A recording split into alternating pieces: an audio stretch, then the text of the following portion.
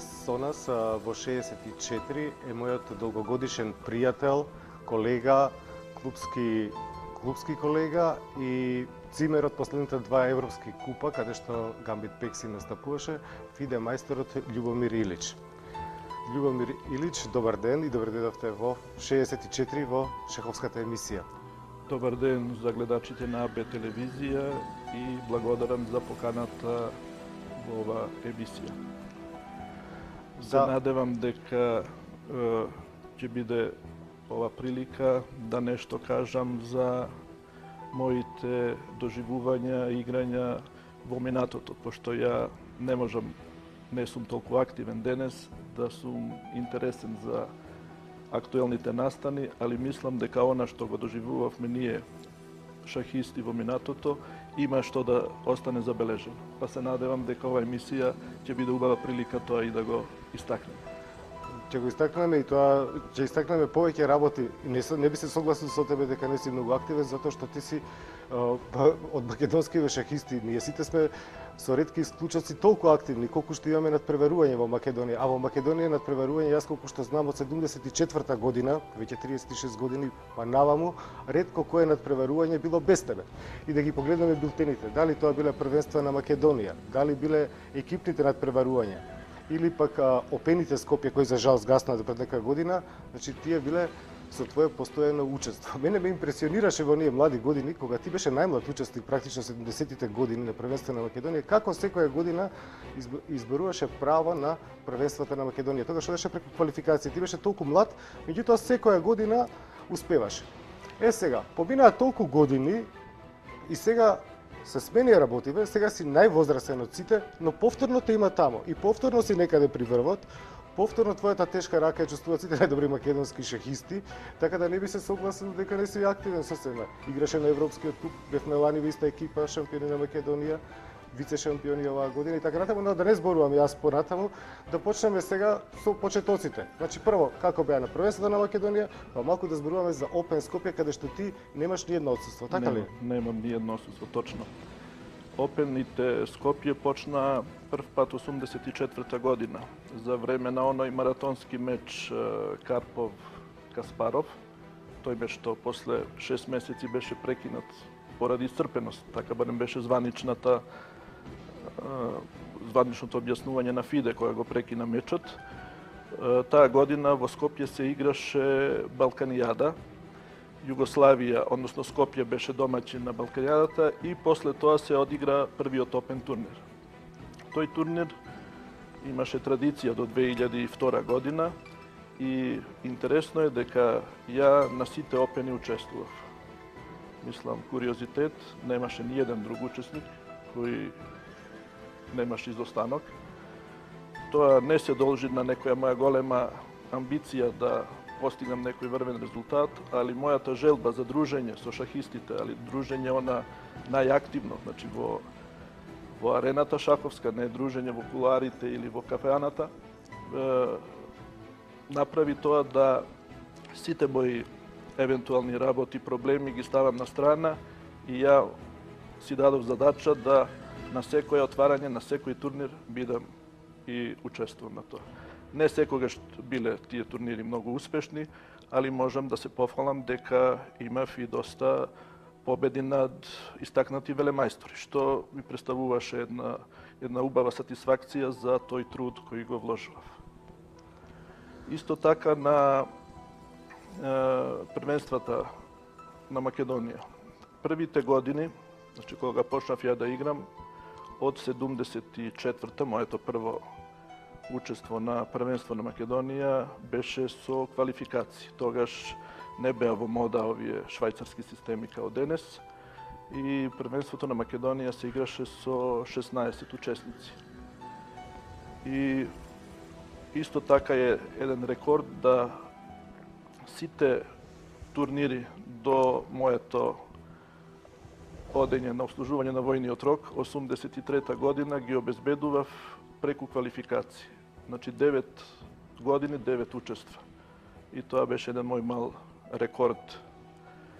Понатаму, кога помина тоа, се вработив, обврските не ми дозволува да многу активно учествувам, меѓутоа малку се сменија и условите, полесно се учествуваше на првенство и нормално тоа ми пружи прилика да едноставно не отсуствувам. Дали 2-3 првенства поради некои обврски не сум можел да едноставно измислам дека тие 2-3 години не сум бил во државата кога се играло. Иначе не памтам дека сум отсуствувал ако сум бил во Македонија. Да. И не само тие индивидуални настапи, туку ти си многу благодарен и како екипен играч. И заради своите добри резултати би рекол дека кога играш за екипа си поодговорен и не помнам дека најдобрите македонски екипи настапувале без тебе. Значи беше долги години член на Студент. Кога беше Студент најдобра екипа во Македонија. Па потоа кога Студент веќе не беше активен во другите меѓу најдобрите македонски екипи и секогаш си играл и си постигнал добри резултати. И денеска си неизоставен член од Гамбит Пекси, исто така, на 5-та, на 6-та табла, не е важно, но си ја држиш таблата како што треба и имаш добри резултати. И што мислиш за тие екипни надпреварувања? Значи, порано беше во поранешна Југославија втори лиги, сега се европските купови. Па, за разлика од поединачните турнири, кога сум знаел и да не бидам баш онак голема одговорност према своите колеги. И не би било фер да нивниот труд јас со својата неодговорност го упропастам. И тоа зголемена ангажираност веројатно влијаела да имам подобри резултати на екипното. Па еве као пример, ја у последниве години немам некои забележителни поединачни резултати, меѓутоа као член на Пексим Гамбит, последниве 2-3 години имав добри резултати на екипните надпревари, па дури и со јаки екипи као што е Алкалоид, во тие мечеви успевав да излезам као победник, со играчи кои се далеку појаки од мене. Така. Инаку не можам да не го кажам случајот, сега на последниот Европски куп во Охрид минатата година во ноември, сите доаѓаат со своите лаптопови, со компјутери, а Љубо, кој што ми беше цимер, велам, уште еднаш еден куфер имаше од поеќе, јас мислев од поеќе, а тој целиот со шаховски книги.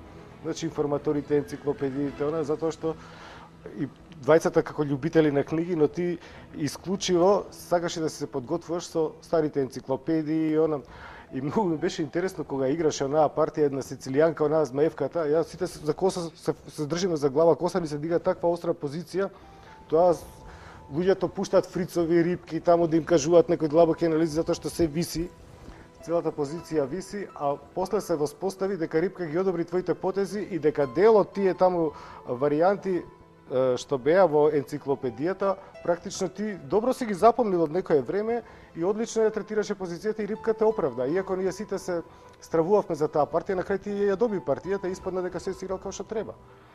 Па, љубов према книгите, односно тој начин на подготовки, јас сум останал верен и до ден денес.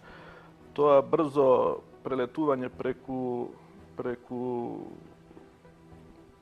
компјутер моментално дава информација, меѓутоа мислам дека во мојата меморија брзо се брише. Сега ја имав еден пех мал со компјутерите некаде 2002 година у една партија, ќе спомнам овде со Митков, кога у подготовките изгубив партија благодарение, мислам под наводници, на лошата анализа што ми ја даде компјутерот. Сега 2002 година, тој веќе 8 години, компјутерите се сега малце појаки, многу појаки, многу поретко би им се такво нешто случило. Меѓутоа бев така изнервиран и решив понатаму да си се моите анализи да сам си ги проверувам, да не се ослонувам на анализи на компјутерот. Веројатно тоа не е исправно што сум го направил, меѓутоа едно мое оправдување да помалку работа можда.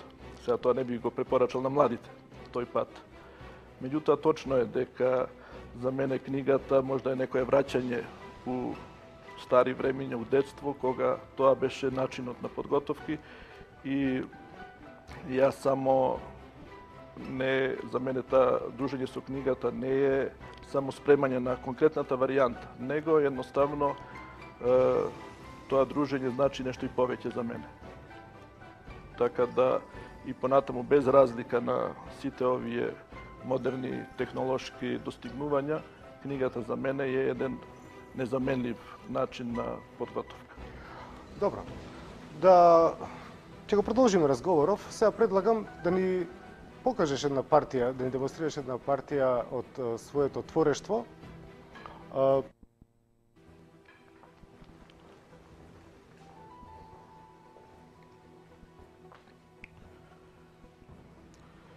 Пошто мојот настап овде има призвук на некој времеплов и партијата ја одбрав баш која би најдобро одговарала за таа прилика. И самата варијанта која е играна во оваа партија е дел од шаховската историја. Играна е сицилијанска одбрана, уводните потези E4, C5, конј F3, D6, D4, CD4, конј D4, конј F6, конј C3, A6.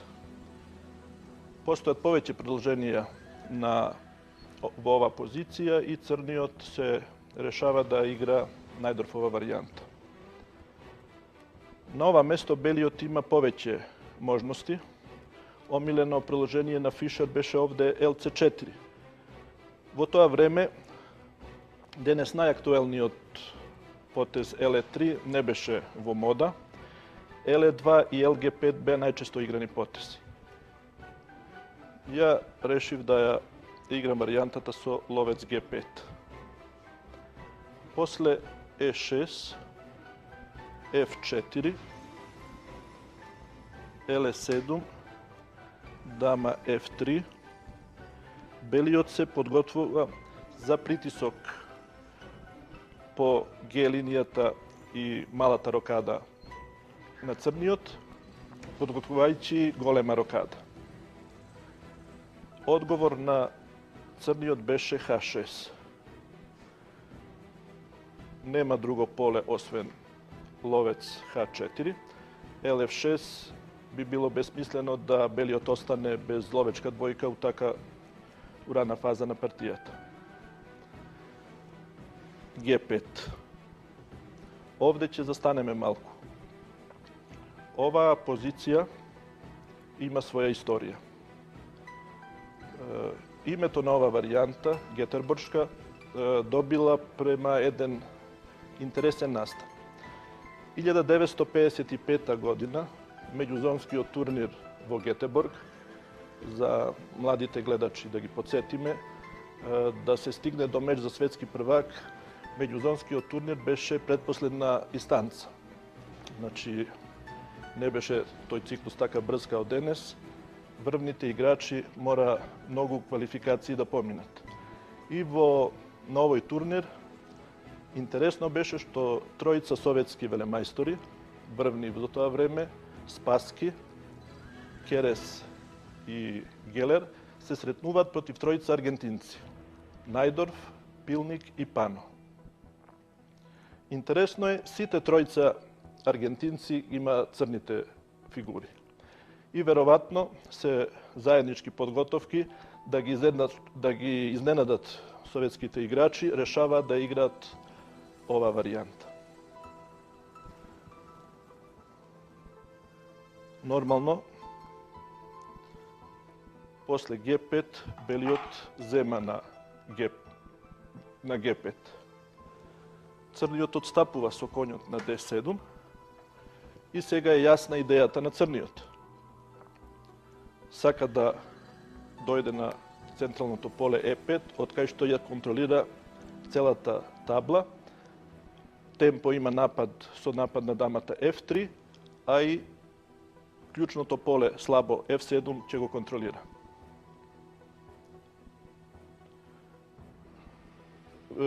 Руските, односно советските играчи, веројатно не беа многу изненадени од ова и сите реагира на исти начин.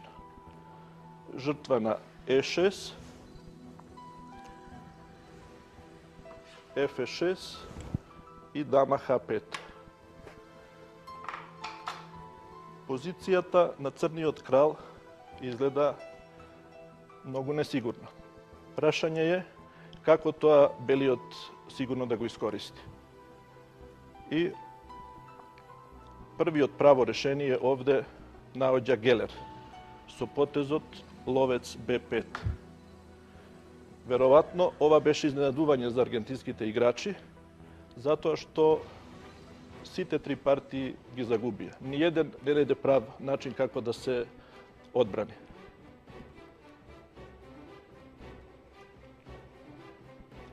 После коње 5,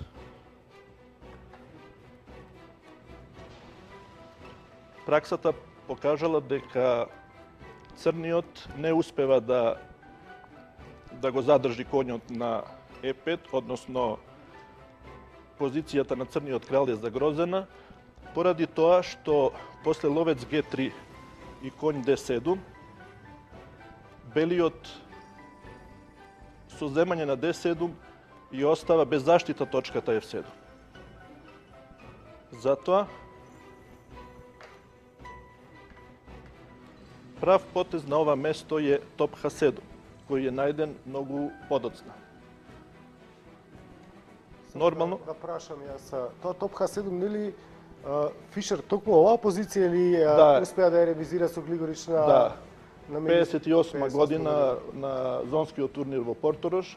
Оваа позиција е играна меѓу Глигорич со бели и Фишер со црни фигури и Фишер ја ремизираше таа позиција. Меѓутоа не сум сигурен дали е топ H7 изум на Фишер или веќе бил во анализи пронеден претходно. Меѓутоа, но знам дека тоа беше многу важна партија и му овозможи на Фишер да се квалификува за турнирот на кандидати PS9. Меѓутоа и многу играчи се обидувале подоцна со бели фигури, пошто ова варијанта била на репертоар на многуте силни играчи, се испоставило дека црната одбрана е доста тука жилава и белиот не наоѓаше сигурен начин како да ја задржи предноста. Нормално дека ова ми беше познато и мене, а и на мојот противник. Така да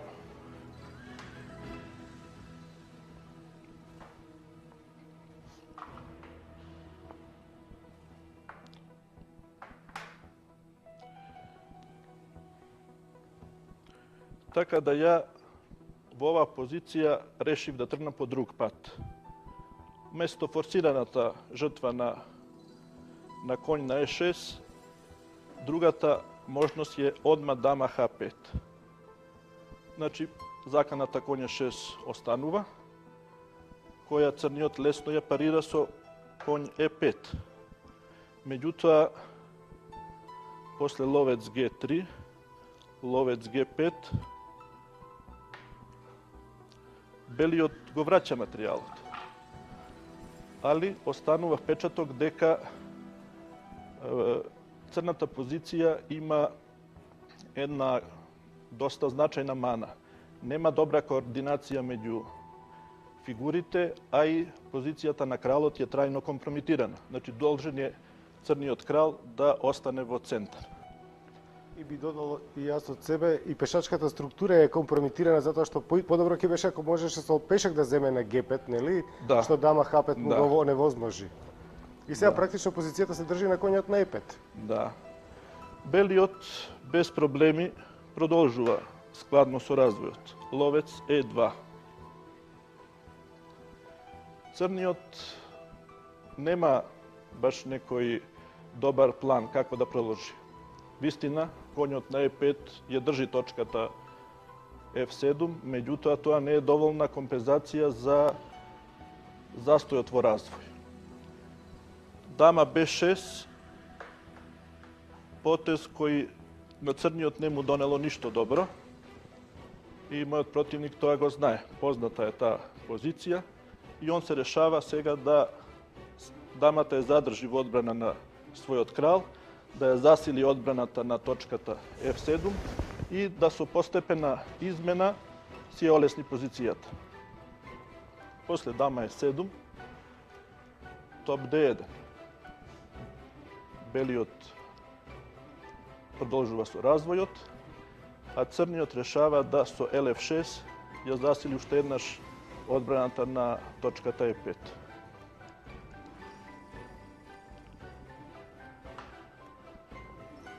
Белиот после рокада ги мобилизира сите фигури за напад на црниот крал. Црниот нема друг потез овде, него да продолжи со развој. Конј C6 и со некоја измена да ја растерети позицијата. Меѓутоа, тој изгледа само на прв поглед така. После конј C6, BC6, одеднаш во црната позиција се јавуваат веќе очигледни слабости. И белиот овде со жртва на двата топа го става црниот пред нерешиви проблеми. Топ D6.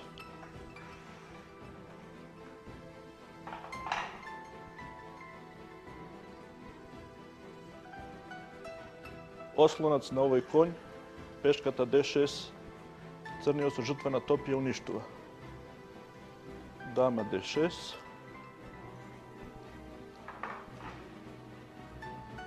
Топ F6. И сега на удар е и конјот на E5. Веќе нема упориште на E5. Упориште немам. За среќа, црниот моментално одложува губење на фигура со потезот дама D4 шах. Крал H1 и конј G6. Затворена е точката F7, виси топот на F6. Ама кога белиот кажал А, мора да каже и Б. Топ G6. Жртва на вториот топ, FG6, дама G6. Црниот крал е принуден да се намести на една од отворените линии, D или F. Меѓутоа, за негова среќа, барем така на прв поглед изгледа, белиот нема тешки фигури со кои тоа би можел одма да го искористи. И изгледаше дека нешто со комбинацијата не е во ред, затоа што после крал F8 има топа 7 и ќе успее некако да ја закрепи позицијата. Меѓутоа, црниот беше видно нерасположен кога примети дека на крал F8 белиот има страшна парада. А тоа е потезот конј D5. И одеднаш закана мат на ловец D6 не се брани. Затоа е принуден да иде на другата страна. Да те прашам, Љубав, значи толку години поминаа таа партија, можеби веќе и не се сеќаваш самиот, но кога го жртвуваше вториот топот на G6, дали го виде потегот конј D5? Тоа е интересно. Значи докаде колку длабоко виде, дали се сеќаваш, дали помниш сега од оваа временска перспектива?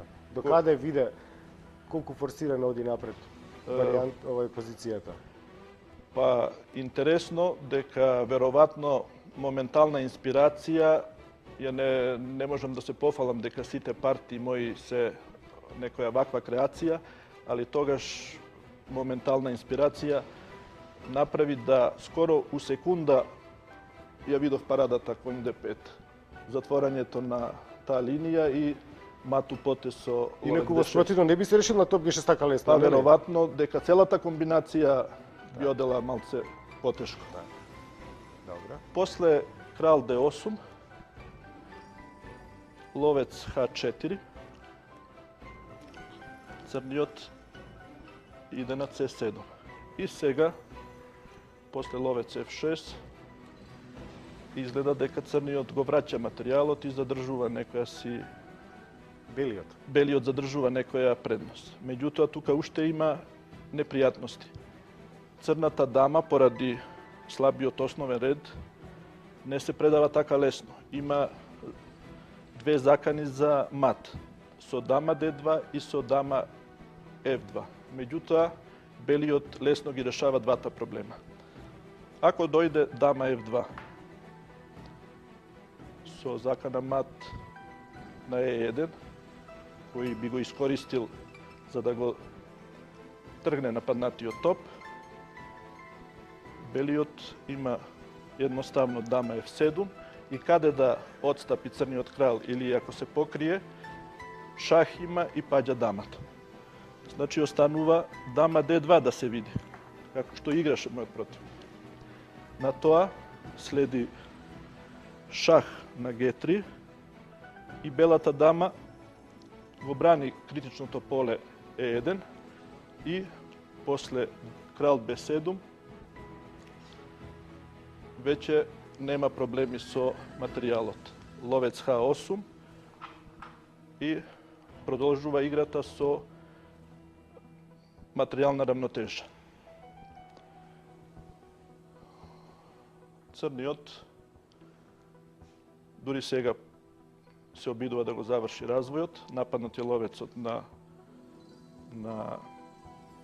H8, ловец G7, ловец E8. Претходно дава шах на C1, ловец D1 и сега ловец E8. Сега се заканува и со ловец H5, а и топ D8 да направи нешто што може во оваа позиција. Меѓутоа, белиот со дама D6 не дозволува да се активира црниот топ и оченички обид да се нешто направи е дама G5. Нападнат е ловецот и закана е топ D8. Меѓутоа, после ловец E5, јасно е дека позицијата на црниот е безнадежна. Заради заканата дама C7. Дама C7. Мора топ C8 и сега више е јасно дека е партијата решена. Од практична гледна точка, најпаметно е у оваа позиција да се одигра еден потез профилактичен H3, да у своето задоволство играчот не заборави на слабиот основен ред. А сме биле сведоци колку пати тоа ни е расипало не само вечерта, него и целиот турнир една ваква неопрезност. H3, црниот уште еднаш се обидува со дама C1 нешто да направи, меѓутоа после дама B4, крала 8, дама B6, матот е неодбранив и овде црниот предава. Да, не се брани дама А6. И би рекол прекрасна партија, многу креативна и со жртви, и затоа е објавена. Не случајно е во Па меѓу 500-600 партии одиграни на лигата, да, уредникот кој, мислам, има шаховска рубрика во која објавува само една партија неделно, ми беше стварно изненадување и чест што се најдов таму. така. Повели седници, ти благодарам за прекрасна анализа. Се вративме малку. Што би рекол, од човекот епоха во македонскиот шах, мајсторот Љубомир Илич. Инаку, кога се вративме вака во старите денови, да кажем, треба да напоменеме дека седмиот светски шампион Василий Василевич Смислов почина на 27 марта оваа година, значи на возраст од 89 години. Тој е наиме роден, имено е роден на 24 март 1921 година и 3 дена откако направи 89 години почина во Московската болница. Инаку човек на вистина епоха, би рекле Љубо, не знам дали ќе се согласиш со мене, замисли, тој научил да игра шах токму, значи во тие моменти додека се играше оној историски меч помеѓу Ањехин и Капабланка 27 година во Буенос Ајрес. Значи, он на 6 години учи шах, токму 27 година. Меѓутоа, брзо напредува и веќе фасцинантно ги гледа фигурите на големите и незаборавните, нели, Раул Хозе Капабланка и Емануел Ласкер на московските турнири 36 и 37 година. Тогаш е во публика, а веќе 40 година учествува на шампионатот на Советскиот сојуз, веќе како мајстор, и е на трето место, позади Лилиентал и Бондаревски, а 41-та година на мечот за апсолутен шампион на Советскиот сојуз е позади Алјехин, позади Ботвиник и Керес. Повторно трет и станува велемајстор на 20 годишна возраст. Меѓутоа не само тоа, туку неговата кариера е неверојатно долга и неверојатно успешна. 1953 година на меѓузонскиот турнир во Цирих тој има резултат од 18 поени од 28 партии и за 2 поени, убедливо е прв, 2 поени дистанца пред, замисли, Керес, Бронштейн и Решевски. 54 година му излага на првиот мегдан на патриархот на советскиот шах Михаил Ботвиник. Мечот завршува 12-12 и Ботвиник ја задржува титулата. Повторно трнливиот пат, почнувајќи од меѓузонскиот турнир, и повторно победа, овој пат со поен и пол, овој пат во Стокхолм, на 4 години подоцна, и повторен меч 1957 година со Михаил Ботвиник, кој што го добива со 3 разлика, 12,5 спрема 8,5. Станува светски шампион, меѓутоа Ботвиник има право како поразен шампион на реванш следната година и Ботвиник со својата железна волја и со неверојатното мајсторство се разбира, успева во реваншот да го совлада Смислов со 2 разлика, 12,5, 10,5 и повторно да си ја врати титулата. Значи, Василий Смислов е светски шампион само една година, 57-58, меѓутоа се смета дека негде од 52 па негде до 59 година дека е најсилен шахист во светот. Меѓутоа, чисто би рекол и статистички е забележено дека од 1940 до 1970 година е меѓу првите 10 во светот. А инаку, кариерата ја завршува, значи 2001 година, на 80 годишна возраст, кога го игра и последниот турнир, и тоа речиси слеп. Практично он со рейтинг 2500. Значи кариерата ја завршува со рейтинг 2500, што е услов за да се стане велемајстор, замисли. Значи каква кариера.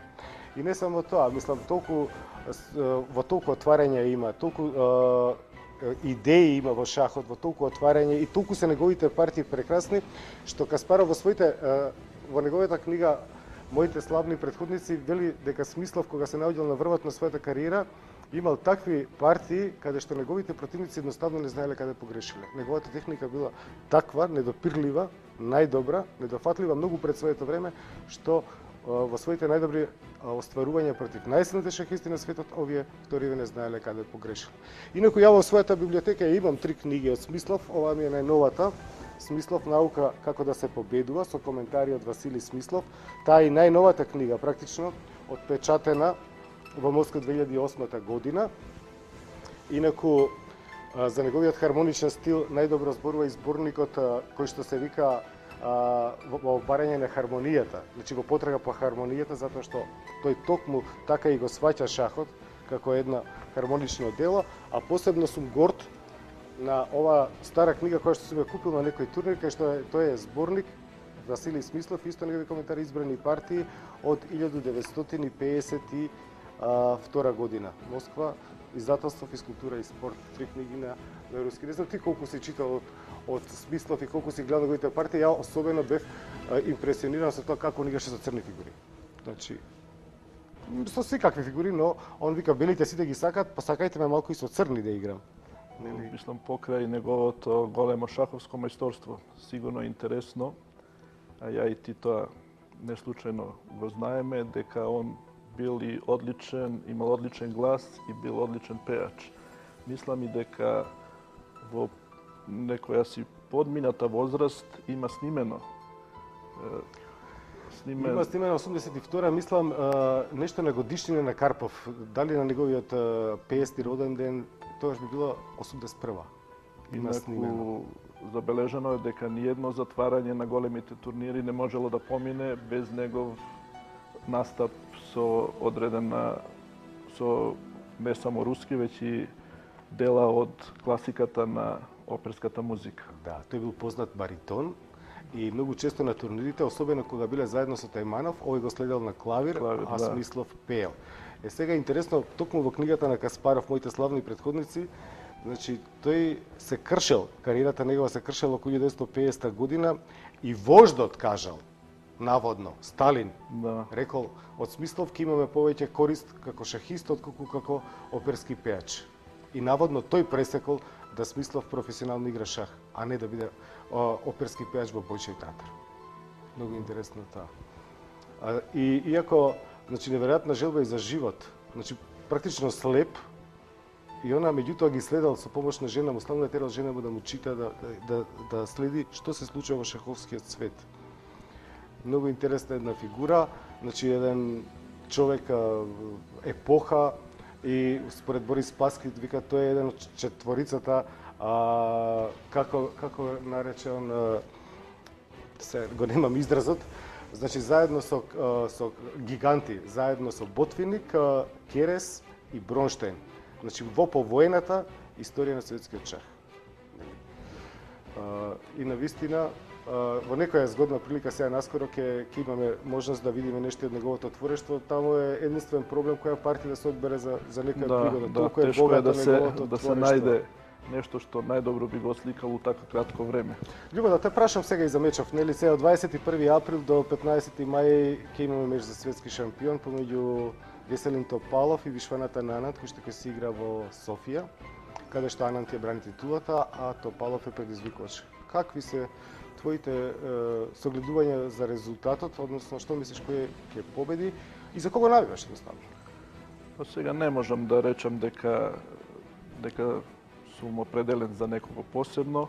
Шансите ги оценувам као изедначени. Мислам дека и Топалов и Анант имаат подеднакви изгледи. Сега можда во ова време решаваат и подобри подготовки, подобри варијанти. Не е тоа она време поранешно кога тој фактор бил помалку изразен. Не би можел ништо да прогнозирам по-конкретно. Добро, тогаш да предложиш да ја запалиме колата и кога ќе биде мечот да го посетиме турнир на 2-3 дена. Тоа треба да го направиме затоа што Софија е близу, а мечот навистина ќе биде историски. Па тоа можеме да го направиме. Така и да завршиме, почитувани емисијава, затоа што времето ни истече. Ви благодарам уште еднаш за вниманието. На мојот колега и долгогодишен пријател Љубо Илич да му заблагодарам што беше со нас денес. Фала и на вас за поканата. До некоја друга пригода, згодна, секој е добро и пријатно поплодне, почитувани.